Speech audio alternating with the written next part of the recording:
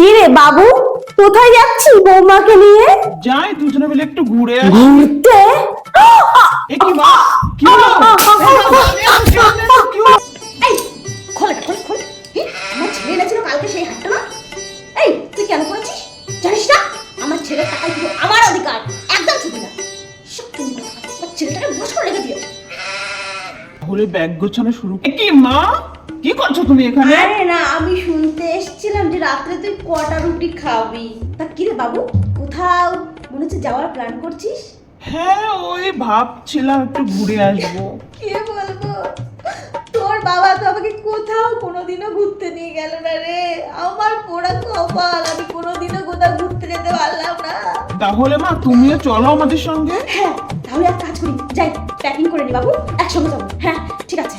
এ কি, এই শাড়িটা তুমি কোথায় পেয়েছো? এ আমার ছেলেটা না পাক্কা একটা পাঠা, সবটা শুধু বয়ে দিতে। খোলো আমার ছেলের শাড়ি, খোলো। আমার ছেলে শাড়ি আছে, এটা শুধু আমার অধিকার। আর বলিস না, এখন কত বেলা হয়ে গেছে, এখন 5টা বাজে, সকাল 5টা, বুঝিস?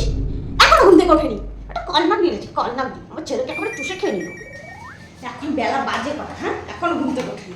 দাঁড়া তোর ঘুম এই না গিয়ে ওঠ ওঠ। এ কি মা, কি করছো তুমি? ও বাবু, বৌমাকে ডাকতে এসেছিলাম রে।